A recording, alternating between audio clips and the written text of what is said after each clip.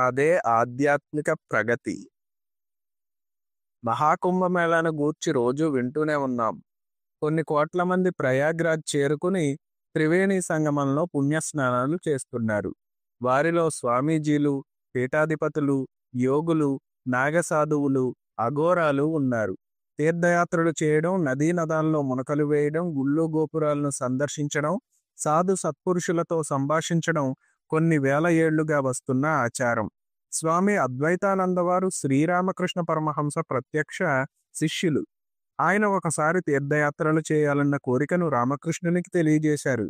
అప్పుడు రామకృష్ణ పరమహంస ఆయనతో ఇలా అన్నారు: పలు పుణ్యక్షేత్రాలు తిరుగుతూ ఉండే సాధువును బహూదకుడు అని, ఇటు అటు తిరగాలన్న కోరిక తీరిపోయి స్థిరంగా ఒకచోట కూర్చునే ఉండే సాధకును కుటీచకుడు అని అంటారు. ఈ విషయాన్ని చెబుతూ స్వామి జ్ఞానానంద ఇలా బహూదకుడి స్థాయి నుంచి కుటీచకుడి స్థాయికి ఎంత త్వరగా రాగలిగితే అంత త్వరగా ఆధ్యాత్మిక ప్రగతి పరిణతి సాధ్యపడుతుంది అని అంటారు. మనకు భగవాన్ రమణ మహర్షి గురించి బాగా తెలుసు.